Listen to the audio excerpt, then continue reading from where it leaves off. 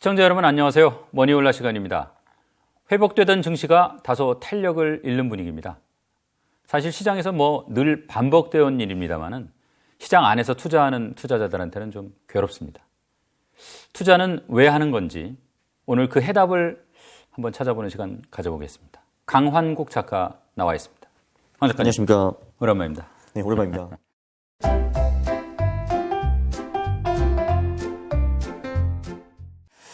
투자자마다 목적이 다르겠지만 사실은 이제 궁극적으로는 이 경제적으로 좀 편안해지려고 돈을 벌려고 투자를 하는 거 아니겠습니까? 네. 이제 본인이 39의 이른바 파이어족, 그러니까 이게 파이어족이 Financial Independence Retire Early, 그러니까 경제적으로 독립해서 다른 사람보다 일찍 퇴직하는 그런 사람이겠죠. 이 파이어족들을 인터뷰해서 또 책도 쓰셨어요. 그래서 이제 가장 적임자라는 생각이 들어서 오늘 모셨습니다. 아유, 감사합니다. 우리 강 작가님은 경제적 자유 어떻게 정의하십니까? 경제적 자유는 저는 책에서 이제 뭐라고 썼냐 하면은 절대 금액으로 20억을 순자산으로 보유를 하든지 아니면은 자기 순지출의 25배 정도를 보유하든지 그렇게 제가 정의를 했습니다. 여기서 순지출은 연간 지출을 말하는 겁니다. 근데 이제 나이도 또 관련이 있을 거 아니에요? 도대체 몇 살에 얼마를 벌어야 파이어족이 되는 거예요? 사실 20억이랑 연지출의 25배는 나이와 상관없다고 저는 생각을 하지만, 근데 거기서 파이어, 그러니까, 은퇴를 빨리 한다, 리타이어 얼리라는 거는 제가 그냥 40세로 대충 잡았습니다. 왜냐면은 50세에 내가 은퇴를 한다라고 하면 그거 보고, 야, 진짜 빠르다 하시는 분들은 요즘은 별로 없을 것 같거든요. 왜냐면은 요즘 기업들은 어떤지 모르겠지만, 특히 사기업, 대기업 같은 경우는 45세부터 수수료를 좀 밀어내는 그런 분위기가 있더라고요. 그래서 이제 50세면 좀, 빠르다고 볼 수는 없기 때문에, 그리고 30세는 사실 현실적으로 거의 불가능하기 때문에 좀 중간인 40세 정도로 잡았습니다.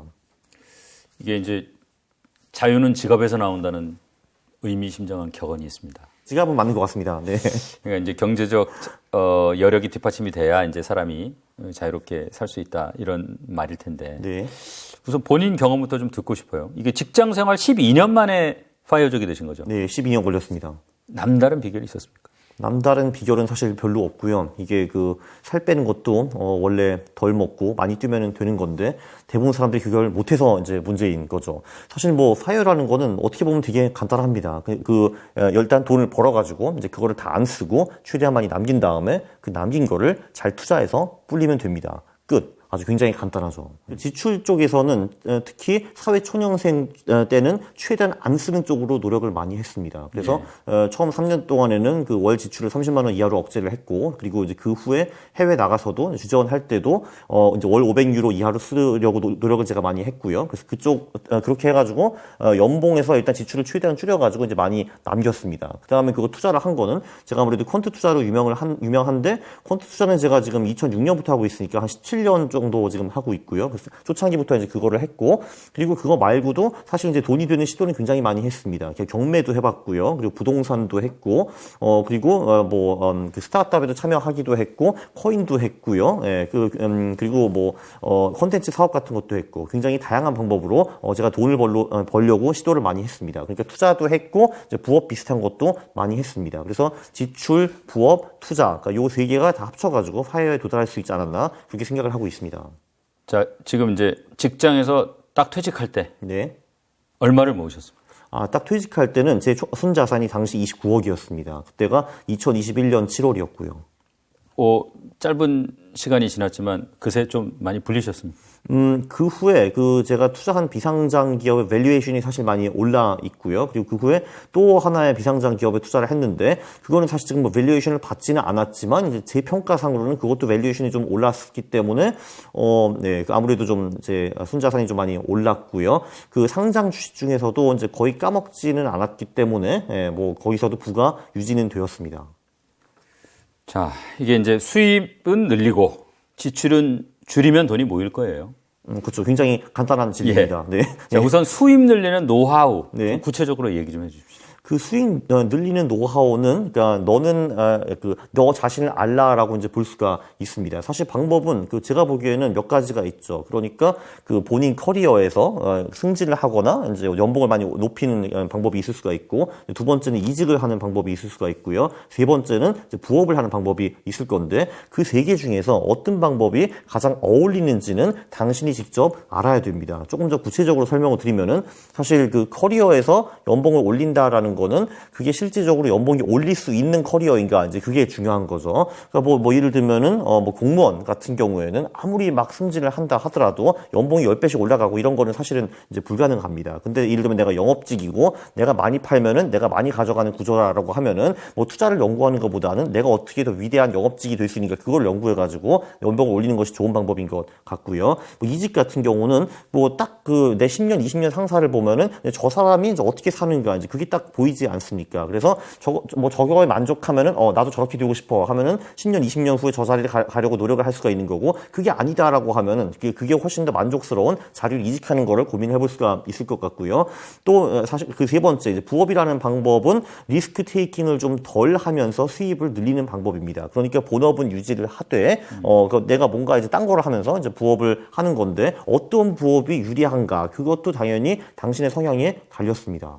본인은 어떤 부업을 하셨어요? 저 같은 경우요. 저 같은 경우는 좀 이제 관종기가 있기도 해서, 그리고 이제 제가 뭔가 쓸만한 콘텐츠가 있기 때문에 이제 콘텐츠 사업으로 빠지게 되었고요. 이제 제가 책을 이제 먼저 하나 쓰게 되니까 그 책에 따라서 이제 강의가 왔고, 네, 그리고 이제 그걸 하다 보니까 유튜브도 하게 되었고, 이제 이런 식으로 이제 부업을 시작을 했습니다.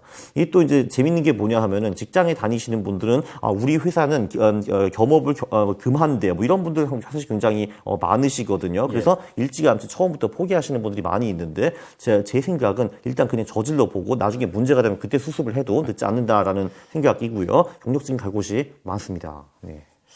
자, 이번에는 뭐 지출 줄이는 법. 네. 본인 체험을 좀 섞어서 좀 얘기 좀 해주세요. 지출 체험은 일단 사회생활 초년기에는 그 사람이 돈한테 맞춰야지, 그 돈이 사람한테 맞추려고 하면은 안 됩니다. 그러니까 당연히 그때 하고 싶은 것도 많고 쓰고 싶은 것도 굉장히 많겠으나 일단 경제적 자유가 더 중요하다라고 생각하면은 어디선가는 조금은 희생을 해야 되는데, 지출도 마찬가지라고 생각을 하고요. 뭐 저 같은 사람은 처음부터 원래 지출 욕구가 별로 없었지만, 이제 지출 욕구가 많으신 친구들은 이제 방법이 있기는 있습니다. 일단 1위부터 20위까지 그 지출의 우선순위를 쫙 한번 적어보는 것이 좋을 것 같습니다. 그리고 거기서 이제 1위, 2위, 3위, 이쪽은 지출을 뭐 그래도 얼추 하되, 그 4위부터 20위, 솔직히 쓰잘데기 없는 지출들은 과감히 잘라버리는 게 좋을 것 같습니다.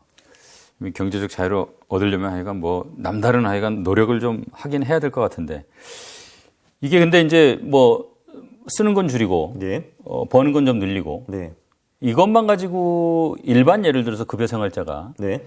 경제적 자유 얻기는 쉽진 않을 거예요. 그러면 결국 불려야 되는데. 네. 그럼 투자한다는 건데. 예. 투자 잘하는 노하우는 어떤 겁니까? 일단 제가 다시 한번 강조하고 싶은 거는, 일단 벌어가지고 지출을 안 해서 남긴다는 게 저는 80~90%라고 생각을 하고요.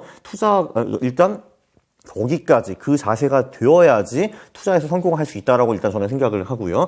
일단 투자를 말씀을 해주셨는데, 당연히 이 투자도 네 자신을 알아가 또 한 번 들어갑니다. 왜냐하면은 이 책에서 제가 이제 20명을 인터뷰를 했는데, 이 중에서 사실 똑같은 투자를 한 사람은 한 명도 없었습니다. 여기서 이제 3대 파벌은 부동산, 주식, 코인 이렇게 나눠졌고요. 그리고 예를 들면 주식 파벌 안에서도 굉장히 많은 다양한 종류가 있었습니다. 예를 들면은 미국 배당주를 하는 사람도 있었고, 미국 성장주를 하는 사람도 있었고요. 퀀트 투자를 하는 사람도 있었고, 가치 투자를 하는 사람도 있었고, 데이 트레이딩을 하는 사람도 있었습니다. 근데 이게 투자라는 게 종류가 사실 굉장히 많고, 이제 모든 방법에서 사람이 성공을 할 수가 있는데, 근데 본인한테 맞는 투자는 사실 한두 개밖에 있을 수가 없는 거거든요. 예. 그거를 빨랑 찾아내야 됩니다. 그게 도대체 무엇인지. 네. 그거는 어쩔 수 없이 많은 시도를 작은 돈으로 해보는 것이 중요한 것 같습니다. 예, 많은 시도를 큰 돈으로 하면 크게 망할 수가 있기 때문에 이제 그거는 별로 추천하지 않고요. 일단 조그만 돈으로 이것저것 이제 다 해본 다음에 이거는 걸추 되네. 이건 내 스타일이랑 맞는 것 같아. 이쪽으로 좀 더 파보자. 이렇게 하는 것이 좋은 것 같습니다. 우리 강 작가님, 제가 뭐 사석에서도 가끔 뵐 기회가 있는데 좀 활기가 넘쳐요. 예. 파이어적 되고 나니까 뭐 좋으신 거 목록을 좀 한번 얘기 좀 해주십시오. 사실 뭐 나쁜 게 없어가지고 좋은 거밖에 없긴 한데요. 네, 일단 뭐 좋은 거는 아침에 늦게 잘 수 있다. 그게 일단 그 가장 좋은 것 같고요. 왜냐면 사람이 잠을 잘 못 자면은 하루 종일 계속 좀 안 좋습니다. 이게 기분이 그런 게 일단 하나 있고, 그리고 만나고 싶은 사람만 만날 수 있다는 게 굉장히 큰 것 같습니다. 이게 사실 뭐 직장 생활에서 이제 이직하거나 이제 퇴사하는 사람들 얘기 들어보면 뭐 이 직장이 내 적성이 잘 안 맞아서도 있고 뭐 내 커리어가 뭐 어쩌고 저쩌고 이런 말씀 하시는데 솔직히 그 제 경험상 그냥 상사랑 안 맞았다가 95%거든요. 그 제 경험상으로는.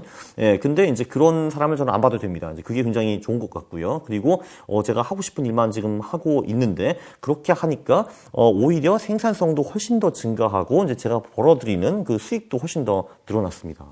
그게 굉장히 좋더라고요. 참고로 제가 하고 싶은 거는 뭐 이런 겁니다. 뭐 책 쓰고, 투자 교육하고, 유튜브 만들고, 그리고 투자 관련 사업하고, 뭐 이런 것들인데요. 이제 그거를 하니까, 제 생산성이 옛날에 직장 다닌 거보다 한 최소 10배는 늘어났다라는 게 그냥 느껴집니다. 이 강 작가님 요 파이어라는 책 보면 네. 우리 강 작가님처럼 파이어족이 된 19분, 예. 강 작가님까지 합쳐서 20분이죠. 네. 인터뷰를 했어요. 예. 이 중에서 이제 뭐 특히 기억에 남는 이제 몇 분 좀 스토리를 한번 좀 보고 싶은데 네. 첫 번째로 뭐 소개시켜주고 싶은 사람 어떤 사람입니까? 사실 20명 중에서 기인들이 이제 워낙 많아가지고 이제 예. 기억이 남는 사람들이 굉장히 많기도 한데 뭐 이 중에서 뭐 제가 최근에도 이제 많이 만나는 사람들 얘기 들어보면은 뭐 삼성동 라이언이라는 분도 계십니다. 이제 그분이 사실 지금 합정동으로 이사를 했기 때문에 이제 합정동 사자 이런 식으로 이름 바꿔야 될 것 같기는 하지만 이분은 정말 그 순전히 데이 트레이딩으로 이제 1,000몇만 원을 이제 상당히 큰 금액으로 이제 불리신 이제 그런 분이고요. 네, 굉장히 이제 인상 깊은 사람이죠. 정말 이제 한 우물만 미친 듯이 파가지고 이제 승리를 했다. 이제 이렇게 볼 수가 있습니다. 네. 어떤 뭐 재주가 있으신 분입니까? 그분이요. 그 데이 트레이딩에 엄청난 재주가 이제 있으신 분이고요. 실전 투자 대회에서 여러 번 이제 입상을 하셨고, 네. 그리고 이제 그 돈을 불렸는데 이제 이분의 이제 재밌는 스토리 같은 거를 보면은 직장에 그러니까 일단 실전 투자 대회에서 우승을 했으니까 증권회사에 너 나중에 학교 졸업하면 우리 회사로 와라고 했다라고 합니다. 그래서 네. 그날부터 학점에 신경을 전혀 안 쓰고 이제 땡까땡까 놀다가 네. 졸업을 이제 그러니까 개판인 학점으로 이제 졸업을 한 다음에 딱 그 증권사에 갔더니만 그 증권사가 망했습니다. 그래가지고 내가 갈 곳이 없네 해가지고 이력서를 내려고 보니까 학점이 너무 개판이라서 낼 곳이 없었다라고 합니다. 그래서 네. 그날부터 분노의 트레이딩을 시작을 해가지고 1년 만에 10억을 만들었습니다. 네.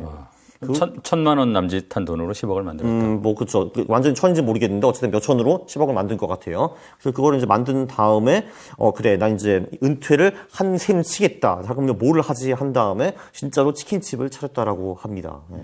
치킨집을 차렸는데, 아주 화끈하게 말아먹었고요. 네. 다시 트레이딩으로 들어갔고, 이게 데이 트레이딩이라는 게 너무 큰 금액을 굴릴 수가 없거든요. 그래서 이제, 아주 자연스럽게, 중장기 투자로 넘어가고, 비상장 투자 같은 것도 하면서 자산을 훨씬 더 많이 불렸습니다. 그리고 그 후에도 사업을 몇 개 도전을 했는데 그건 이제 다 별로였다라고 하고요. 그래서 이제 이분이 우리한테 주는 교훈은 그러니까 네가 잘하는 그 하나를 찾아가지고 거기에 미친 듯이 집중하는 것이 좋다였습니다. 네, 그 사업 같은 경우는 본인이 소질이 없다라고 직접 말씀을 하시더라고요. 물론 이제 말아먹고 나서 이제 그거를 깨우치게 된 겁니다. 네가 잘할 수 있는 걸 해라. 그렇죠. 네가 잘할 수 있는 거 해라. 그렇습니다. 네, 큰 레슨을 주었죠. 네. 자, 그러면 이게 삼성동 라이언, 네. 삼성동 사자 이분은 결국은 이제 전업투자가 내 적성이구나 해서 전업투자로 부를 이루신 분이고 네.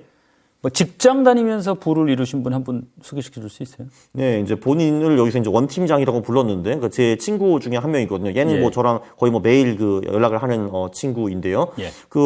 이 친구는 특이하게도 한국 사람인데, 독일 기업의 중국 지사장으로 있습니다. 네.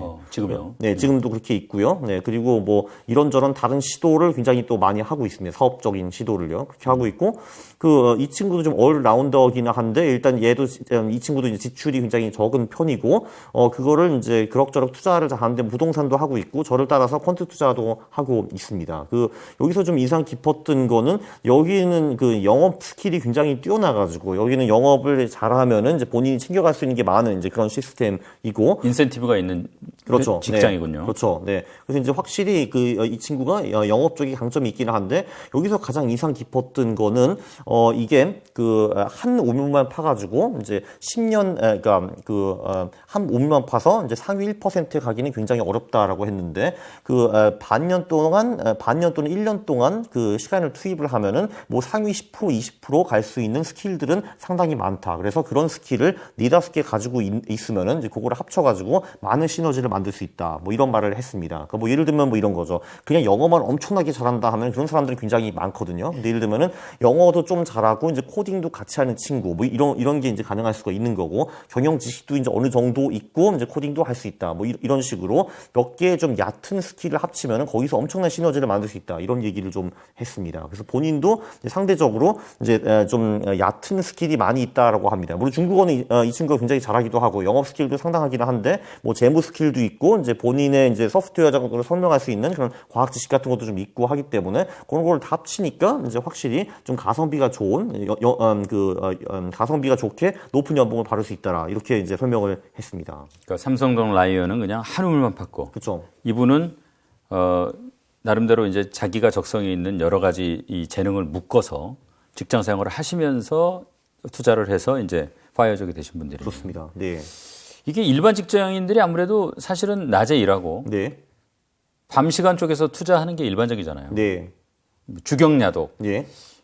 이런 분 중에 뭐 기억에 남는 분 없어요? 뭐, 최근에 많이 만나는 사람 중에서는 뭐, 재테크는 스크루지, 뭐, 이런 분들, 계시는데요. 이제 그런 분들 말고, 요 책에도 여러분들이 이제 많이 계시는데, 사실 조금 전에 그 두 분들은, 이제 사실 뭐, 데이 트레이딩에서 우리가 큰 경제에 오르거나, 뭐, 예를 들면 내가 무슨 뭐, 중국 지사장을 하거나, 이거는 뭐, 나랑은 좀 어울리지 않는데, 이건 나 못하겠다, 이런 분들이 굉장히 많은데, 다행히도 이제 요 책을 보면은, 진짜 실제로 직장인들이 어느 정도 따라할 만큼, 이제 그런 분들도 많이 계십니다. 이제 그런 분들의 사실 공통점은 뭐냐 하면은, 일단 어쩔 수 없습니다. 이제 직장인이라는 게 수입이 정해져 있기 때문에 일단은 지출을 팍 아끼는 수밖에 없습니다. 예를 들면 내가 사업과 투자에 정말 뛰어난 기질이 있다라고 하면은 좀 더 많이 써도 됩니다. 왜냐면 그만큼 더 벌어들이면 되니까요. 근데 이제 그게 안 될 경우에는 일단 처음에는 확실히 지출을 확 줄여야 되고요. 저도 마찬가지로 그렇게 했고, 그리고 이제 부업을 좀 생각을 해봐야 되는 건데 이분도 정말 별의별 부업을 이제 다 해본 사람입니다. 이제 블로그도 했는데 처음에는 이제 운동 블로거로 시작을 했습니다. 그 몸이 뭐 이러시거든요, 원래.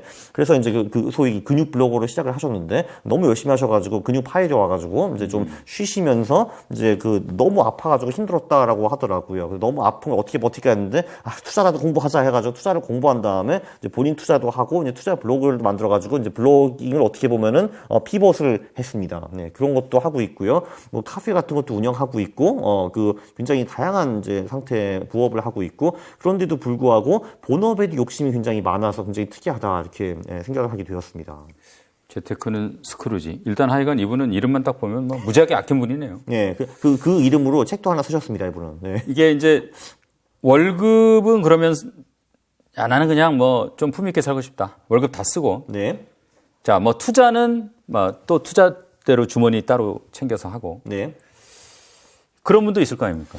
그렇죠. 그래서 제가 조금 전에도 언급을 했는데, 월급을 품위 있게 쓰고 살고 싶다라고 하시는 분들은 사업이나 투자를 굉장히 잘 하셔야 됩니다. 근데 보면, 기계 나잖아 하시는 분들 분명히 계실 거거든요. 그럼 그쪽으로 가시면 됩니다. 그러면은 월급을 팡팡 다 써버리고, 나머지를 투자하시거나 사업해서 불리시면 되는 거고요. 그래서 예를 들면 DP님 같은 경우, DP님은 최근에 그 신사임당 채널을 산 걸로 굉장히 유명하죠. 이분 같은 경우도 이제 제가 알기로는 1,000 얼마로 시작을 하셔가지고, 거기다가 이제 추가로 돈을 투입하지 않고 그 돈을 불려가지고 파이어에 도달하신 분이죠. 물론 이제 이거는 정말 투자를 잘 해야 됩니다. 삼성도 라이언도 마찬가지고요. 그리고 이 책에 보시면은 사업을 통해서 이제 그 부를 일구신 분들도 몇 분 계십니다. 그렇죠. DP님 같은 경우는 이제 지금은 뭐 가치 투자를 굉장히 열심히 하시는 것 같지는 않지만, 이제 이 돈을 버실 때는 진짜 이분이 이제 벤처 캐피털에 다니고 집에 와서는 그냥 밤새도록 기업만 연구를 했다라고 합니다. 그래서 우리가 뭐 생각하는 가치 투자는 뭐 훌륭한 기업을 사서 오래 보유를 하는 건데, 사실 훌륭한 기업을 찾는 데 들어가는 연구의 레벨이 이제 제가 보기에는 일반인과 이제 완전히 다른 수준이었던 것 같더라고요. 정말 뭐 이 기업의 거의 스토커처럼 이제 활동을 하시면서 이제 모든 거를 다 아는 이제 그런 레벨까지 간 것 같습니다. 저 인터뷰하신 분 중에 네.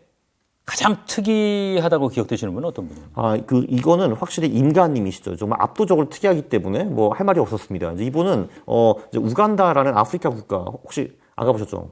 못 가봤죠. 예, 확실한 거는 이제 저도 우간다 안 가봤는데 거기는 카지노가 있다라는 겁니다. 그래서 이분은 그 카지노에서 10년 동안 포커를 치셔가지고 그 파이어 자금을 만드셨고 에피소드를 들어보면은 우간다에서 동생이 하도 포커만 치고 있으니까 형이 캐나다에 유학 가가지고 야, 너 그딴 거 하지 말고 빨리 밴쿠버로 와가지고 유학을 하렴 해가지고 이 동생은 밴쿠버에 가서 이제 유학은 안 하고 카지노에서만 또 살아가지고 비법을 더 배워서 다시 우간다로 와서 이제 수입을 더 늘렸다라는 이제 그런 에피소드가 있고요. 이분을 제가 이제 어떻게 만나게 되었냐 하면은 되게 웃기는 게 제가 제 유튜브 채널에서 이민에 대해서 제가 유튜브를 하나 찍었습니다. 세상에서 가장 가성비가 좋은 곳이 어딘가 찍었는데 제 결론은 당시에 터키 안탈리아 지역이라고 나왔거든요. 왜냐면 거기가 물가가 굉장히 싸고 공기도 좋고 사람들도 친절하고 먹을 것도 좋고 의료 시설도 좋고 해가지고 근데 물가가 싸기 때문에 가성비가 되게 좋다라고 영상을 올렸는데 그분이 그거를 보시고 실제로 터키로 이민을 가셨습니다. 이런 사람도 있어요. 그래서 도대체 이거는 이제 뭐 하는 사람이지 하고 제가 한번 따라갔었죠. 터키에 그분을 뵙기 위해서 2주 동안 제가 터키에 가서 그분이랑 친해졌는데 또 재밌는 거는 이게 한국에 살면 월 500도 너무 빡빡해. 700, 800도 너무 어려워. 월 1000 이상은 벌어야 됩니다. 이런 분들이 굉장히 많거든요. 저는 전혀 동의하지는 않지만 확실한 거는 경제적 자유가 목적이다. 그리고 굳이 나는 한국에 안 살아도 될 것 같아 하면은 해외에 나가기만 하면은 지출이 팍 줄어들거든요. 네, 그러면은 경제적 자유 도달하기 상대적으로 쉽고요. 그리고 사실 삶의 질은 한국보다 더 높아질 수도 있습니다. 네, 그런 교훈을 제가 좀 얻었죠, 그분한테. 본인 포함해서 하여간 20명. 예. 다 각자 개성은 있는데. 네. 분명히 개성이 강하신 분들이겠죠. 네. 보니까 뭔가 하여간 공통점이 있더라. 네. 법칙이라고 할지 뭐 할지 모르겠지만 하여간 뭔가 20명을 꿰뚫는. 네. 그런 어떤 특징. 네. 이 파이어족이 된 분들의 공통점 같은 게 보이던가요? 제가 4단계 법칙이라고 말하기는 했는데, 1단계는 일단 그 경제적 자유의 목표를 세운다가 하나 있었고, 두 번째는 지출 쪽을 줄인다고, 세 번째는 수입을 늘린다, 네 번째는 투자를 잘한다 였는데, 사실 완전히 20명한테 공통적으로 있었던 거는 투자를 한다 였습니다. 그게 이제 유일한 공통점이었고요. 이제 지출 쪽은 대체로 다 줄이기는 했는데, 그렇지 않으신 분들도 두세 명 정도 있었습니다. 그냥 이제 쓸 거 다 쓰면서 이제 사업이나 투자로 하신 분도 있었고, 이제 수입 같은 경우도, 부업을 안 하신 분들도 종종 몇 번 있었습니다. 그냥 이제 직장에서 번 돈으로 곧바로 부동산이나 주식으로 불리시는 분들도 계셨어요. 네. 아주 완전히 공통적인 하나는 투자를 했다. 그거였습니다. 그리고 이제 경제적 자유 목표를 처음부터 세우신 분도 있었고, 그냥 하다 보니까 되신 분도 계셨습니다. 자, 좋습니다. 네. 어쨌든 그래도 물론 20명을 다 포괄하는 건 아니어도 예. 다수를 포괄하는 어떤 그런 게 있더라. 네. 그래서 그거를 이제 4단계로 정리를 하신 거죠. 예. 자, 첫 번째 단계는 어떤 거였습니까? 어떻게 보면 목표 세우기라고 볼 수가 있죠. 특히 직장인한테는 이게 좀 중요한 것 같습니다. 왜냐하면 사업이나 투자를 잘하시는 분들은 그냥 자산이 팡팡 커지다 보니까 이 정도면 경제 잘 됐네 이렇게 되는 건데 직장인들은 들어오는 수입이 어느 정도 제한되어 있기 때문에 처음부터 계획을 잘 짜는 것이 중요한 거라고 보이는데 이게 이제 문제가 뭐냐 하면은 그냥 굉장히 많은 직장인들은 난 직장인이기 때문에 어차피 부자랑 경제적 자유는 안 될 거야라고 생각하시는 분들이 굉장히 많습니다. 사실 그게 이제 근데 사실 이게 아주 중학교 수학 정도만 사용하면은 그게 맞지 않다라는 걸 볼 수가 있거든요. 그러니까 누구나 내가 이제 예를 들면 월급이 500만 원인데 200을 써가지고 300만 원이 남는다. 그럼 300만 원을 10% 12%로 불린다 하면은 그 돈이 10년 20년 후에 얼마가 될 것인가 이거를 계산을 할 수가 있거든요, 우리가. 예. 근데 대부분 사람들이 그거를 안 합니다. 그래가지고 막연하게 나는 500밖에 못 버는 사람이기 때문에 부자가 될 수 없어 이런 식으로 끝나는 경우가 굉장히 많거든요. 근데 예를 들면은 구글에 들어가 보면 낙원 계산기라는 것이 있습니다. 구글에 낙원 계산기라고 쳐보면은 조금 전에 제가 말씀드린 그런 얘기를 할 수가 있어요. 내가 얼마를 버니까 나는 한 달에 얼마를 저축할 수 있다. 그 돈을 몇 퍼센트로 몇 년 불리면은 그게 나중에 10년, 20년 후에는 얼마가 되고 그거 가지고 나는 월 얼마를 지출할 수 있다. 이런 게 계산이 가능하거든요. 근데 그걸 해보시면은 사실 조금 놀랄 겁니다. 한 10에서 20년 정도가 시간이 있다라고 하면은 연봉리 8에서 14% 정도 달성을 하면은 경제적 자유에 도달을 할 수가 있거든요. 이제 그게 제 핵심입니다. 연봉리 8에서 14%를 10에서 20년. 그러면은 거의 누구나 다 경제적 자유에 도달할 수 있다. 이거였습니다. 그럼 말씀하신 대로 8에서 12%, 14%의 어떤 연봉리 수익률은 ETF만 꾸준하게 사서 모아도 이룰 수 있는 목표겠군요. 그렇죠. 뭐 자산 배분을 할 수도 있는 것 같고, 그리고 뭐 사실 부동산 하시는 분들 같은 경우도, 예를 들면 전세를 끼고 이제 부동산을 샀다. 뭐 이런 거 사실 굉장히 보편적인 투자 방법이잖아요. 그것만 해도 당연히 두 자리 수익률 나옵니다. 네. 자, 그러니까 지레 포기하지 말고, 네. 어쨌든 내 형편에 맞게, 목표를 세우자. 네. 나는 경제적 자유를 얻겠다. 네. 이런 목표를 세워야 된다 이거죠. 그렇죠. 또 사람들이 또 조바심이 들어가지고 나는 어차피 이제 월급쟁이기 때문에 투자를 굉장히 리스키해가지고 큰 수익을 내야 되라고 욕심을 부리시는 분들도 굉장히 많거든요. 근데 그렇게 할 필요도 사실 전혀 없다라는 거죠. 그냥 심플하게 투자하면 됩니다. 심플하게. 네. 이제 지금 말씀 들어보면, 네. 뭐 대략 뭐 그래도 10년 남짓, 10년 정도 기간을 잡아서 파이어족이 되겠다. 네. 그러면 사실 10년이라는 기간이 대개는 어느 정도 생각보다는 훨씬 충분한 시간이다 이런 말씀을 하시는 거죠. 그렇죠. 뭐 기발하거나 뭐 특별한 뭐 어떤 그런 전략이 필요한 건 아니고요. 그렇죠. 사실 별로 필요 없다라고 저는 생각을 하고요. 사실 저 같은 경우는 12년 만에 직장을 나왔는데 이 책 말고도 다른 책도 하나 있습니다. 이제 비슷한 책이 한 권 있는데 거기서는 저자님이 이제 물어보셨더라고요. 네가 그 경제적 자유를 해야겠어 그렇게 결심한 후에 실제로 몇 년 걸렸냐 물어보니까 평균적으로 7년 정도 걸렸다라고 하더라고요. 예, 그러니까 저는 오히려 좀 열등생인 편이고요. 예, 거기서 훨씬 더 빨리 하시는 분들도 많습니다. 사실은. 예. 자, 그러면 일단 분명한 자기 목표를 갖고. 자, 두 번째 단계는 뭐죠?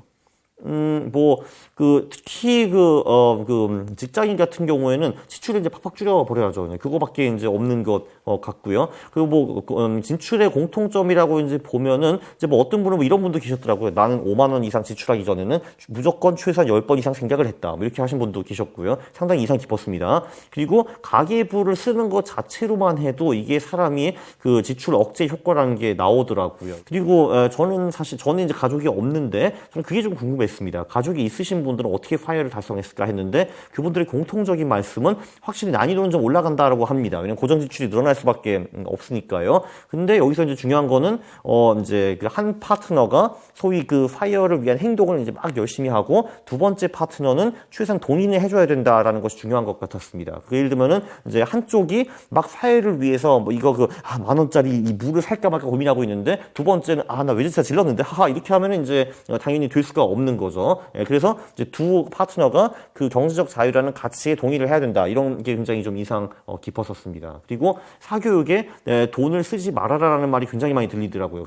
자식이 있으신 분들한테는요. 네. 그리고 이게 놀랍게도 제가 이거 다 물어봤거든요. 20명한테. 너 지출 얼마 하니? 라는 걸 물어봤는데 한 200만 원 정도라는 얘기가 굉장히 많이 들려왔습니다. 제가 이 책을 2년 전에 쓰긴 했고요. 그 후에 분명히 인플레이션이 좀 있긴 있었겠지만 그럼 지금 치고는 뭐 한 230만 원? 이라고 이제 봐야겠네요. 그걸 넘는 사람은 거의 없었다 이거죠. 네, 그렇죠. 많지 않았습니다. 물론 처음부터 사업과 투자를 잘하시는 분들은 그 이상 쓰시기도 하셨는데 소위 이제 직장인 레벨로 시작해가지고 파이어가 되신 분들은 그렇죠. 월 200이 거의 국룰이고요. 이미 파이어를 다루신 후에도 월 200 언저리를 쓰시는 분들이 꽤 심심치 않게 있었습니다. 뭐 이런 말씀하시더라고요. 돈 쓰는 거 그거 귀찮잖아요.라고 이제 말씀을 해주신 분들도 있었고요. 이제 그분들은 일단은 첫 번째 어느 정도는 그게 DNA에 소비 DNA가 결여되어 있었다라는 이제 생각을 제가 하기도 했는데, 근데 다 그러신 건 또 아니더라고요. 그래서 그분들이 이제 말씀하신 거는 지출의 우선순위도 대단히 중요하다. 네가 정말 중요하다는 것만 지출을 제대로 하고 나머지는 다 과감하게 지워버리고 특히 여기서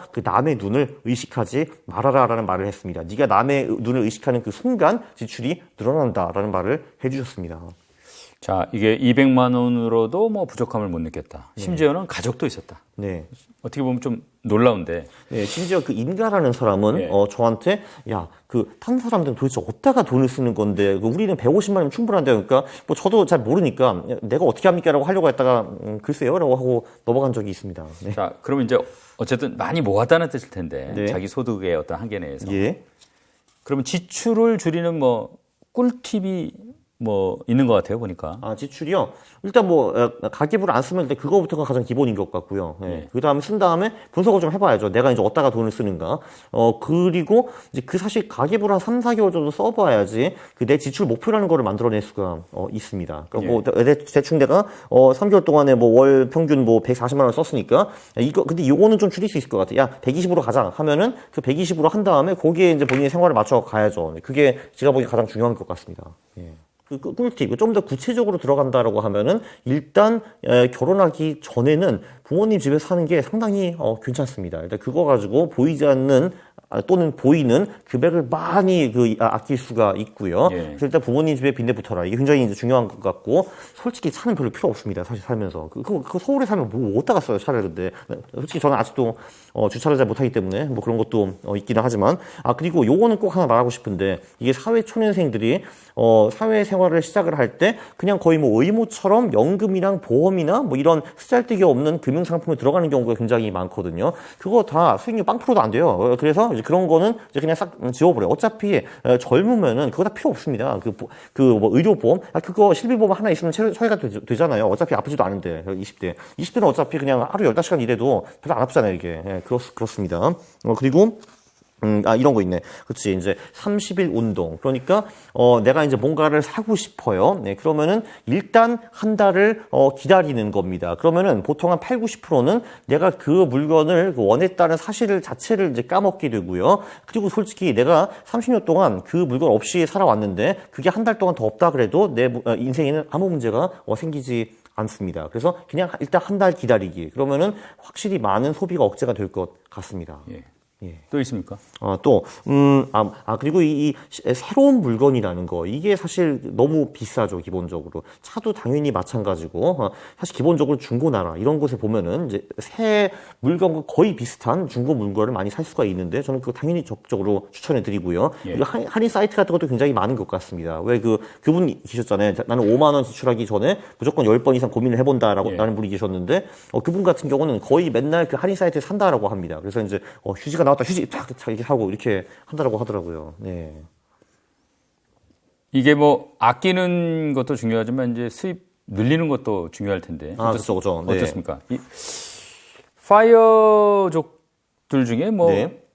고소득자가 많았습니까? 어떻습니까? 솔직히 말해서 억대 연봉자들이 꽤 있었습니다. 그렇다면은 이 사람들을 폄하하기보다는 도대체 어떻게 이 사람들은 억대 연봉까지 갔을까? 이게 이제 중요한 것 같거든요, 제 생각에는. 예. 그러니까 여기서도 이제 사실 연봉을 올릴 수 있는 방법이 사실 본인 직장 또는 이직 이제 그 두 개가 사실 있을 것 같아요. 그럼 일단 가장 먼저 파악해야 되는 게 그건 것 같습니다. 이제 내 직장에서 내가 연봉을 억대 수준까지 올릴 수 있는가, 이제 없는가, 이제 그거를 이제 봐야 될 것 같고, 그리고 이제 원 팀장이 저한테 준 좋은 팁으로는 그냥 네 상사의 모습을 한번 봐라. 그러면은 이제 네가 10년, 20년 후에 잘 됐을 때 저 자리에 가 있을 텐데 그러면 연봉이 충분한가, 이제 그거를 이제 보라고 하고요. 그게 이제 내가 원하는 연봉 수준에 도달하지 못한다라고 하면은 이직을 적극적으로 고민을 이제 해봐야 되는 거고, 이직을 할 때는 뭐 당연히 그 스킬을 어떻게 빨리 깨우쳐야 될 것 같습니다. 네.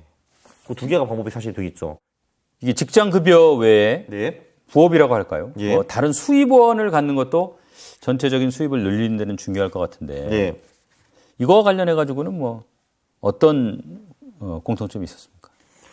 사실 부업 같은 경우도 한번 7가지, 8가지 정도로 이제 정리를 할 수가 있을 것 같고요. 그냥 단순 노동형 부업 같은 것도 있습니다. 예를 들면 대리운전을 한다든지 편의점에서 부업을 한다든지 뭐 이런 게 방법이 있는데 그거 사실 별로 그렇게 권장하고 싶지는 않습니다. 왜냐하면 그거는 정말 매일매일 나가야 되는 거고, 그리고 내가 거기서 소득을 더 늘릴 수 있는 방법이 사실 별로 없거든요. 그냥 맨날 똑같이 늘 시간당 10,000원, 15,000원 이걸 이제 끝나버리는 거고요. 그래서 이제 여기서 이제 본인의 개인의 재능이 있는가 없는가에 따라서 좀 다를 것 같아요. 내가 이제 뭔가 세상한테 줄 수 있는 게 있는가 없는가. 만약에 없다라고 하면은 이제 이게 뭐라고 했냐. 사업형 부업. 그러니까 한마디로 그게 예를 들면 뭐 스마트 스토어가 이제 될 수도 있는 것 같고요. 실제로 제 그 주변에는 이렇게 스마트 스토어 같은 경우로 돈을 꽤 버시는 분들도 이제 많이 있습니다.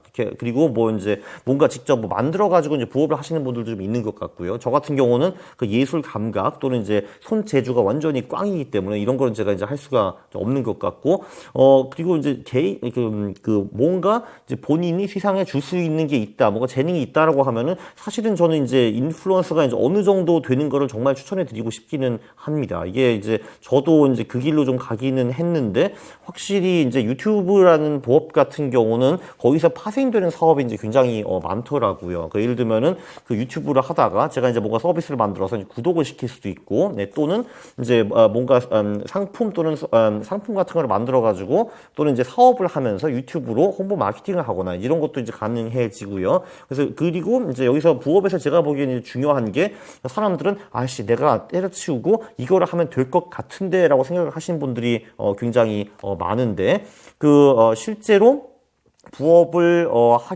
해보면서 돈이 어느 정도 벌리는 거를 확인한 후에 퇴사하는 거는 저는 굉장히 중요하다고 생각을 합니다. 이게 이제 그 내 머리상 될 것 같아라는 것과 실제로 되는 거는 이제 많은 이제 괴리가 있으니까요. 해보면 아는 거죠. 그렇죠. 해봐야 하는 거죠. 예. 자, 지금까지 뭐 이제 나만의 목표를 세우고 아끼고 수입을 늘리고 네. 이런 이제 방법 살펴봤습니다. 네.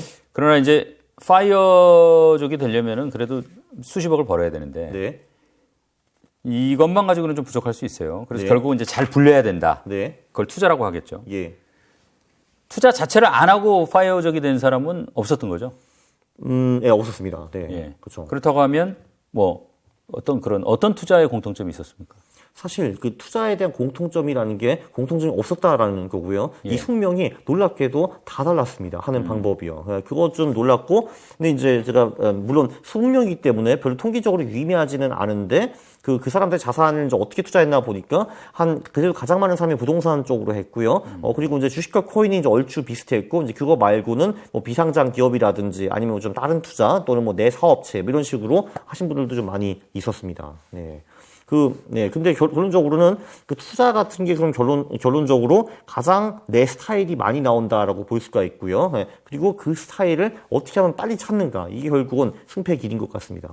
네. 그래서 아까 이제 투자를 하기로 하는 게 중요하다고 말씀하신 게 이제 그 맥락이군요. 네. 예.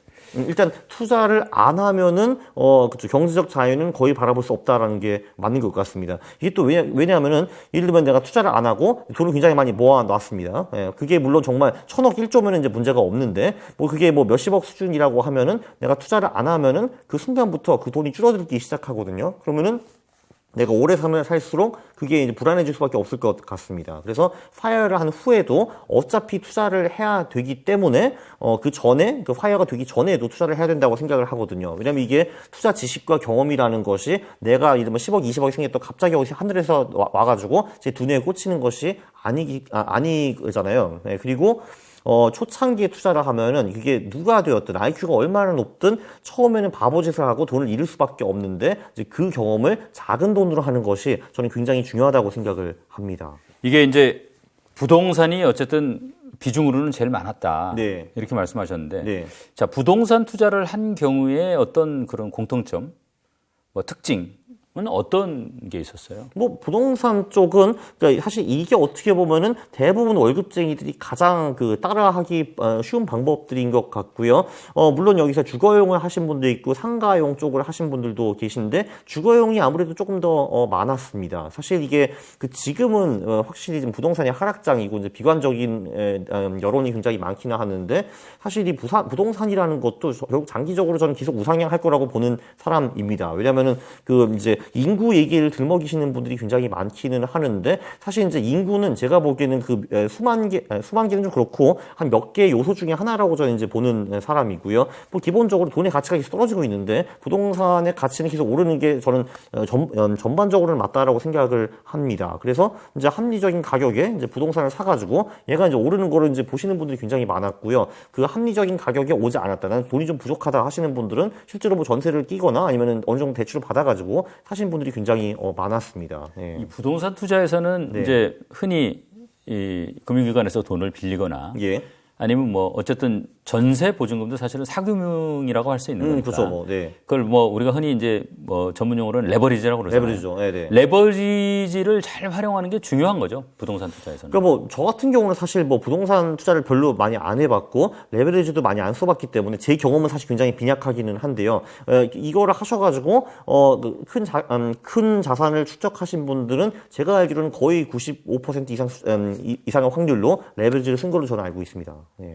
레버리지 여기 계신 분들도 마찬가지고요. 잘 네. 써야 되겠죠. 그래서 잘 써야죠. 그죠. 네. 뭐 잘 쓴다는 게 제가 보기엔 그런 것 같습니다. 이게 이제 이번에 특히 많은 사람들이 느꼈겠지만 금리가 훅 올라갈 수도 있다. 뭐 이런 거를 이제 분명히 이제 보셨을 것 같은데 어느 정도는 그래도 좀 올라도 내가 그걸 충분히 감당할 수 있는가. 사실 이게 가장 중요한 것 같습니다. 네. 그게 뭐 가장 핵심이죠. 레버리지를 잘 쓴다는 게. 네. 그러니까 너무 무리해가지고 이런 어떤 뭐 검은 백조 같은 그런 상황이 생기면 검은 백조, 예, 그렇죠. 그때 네. 그냥 예. 예를 들어서 뭐 금리가 너무 뛴다거나 네. 부동산 가격이 지나치게 하락을 한다거나 네. 그런 최악의 구간에서도 견딜 수 있는 한도 내에서 레버리지를 쓴다. 그렇죠. 이런 겁니까? 유럽 같은 경우는 이제 집주인들이 세입자한테 먼저 그거를 내놓으라고 합니다. 너 어디서 일하니? 얼마 버니? 이게 물어보고 그럼 이제 그 세후 소득을 딱 갖다 주는데 세후 소득이 우리 월세의 3배 이하네. 그러면 너는 들어오지 마. 이런 식으로 이제 말을 많이 합니다. 사실 어떻게 보면은 집을 살 때도 마찬가지인 것 같아요. 그 레버리지로 감당할 수 있는 금액이 내 그 가처분 소득의 3분의 1 이하로 가야 되겠죠. 그건 좀 중요한 것 같습니다. 네.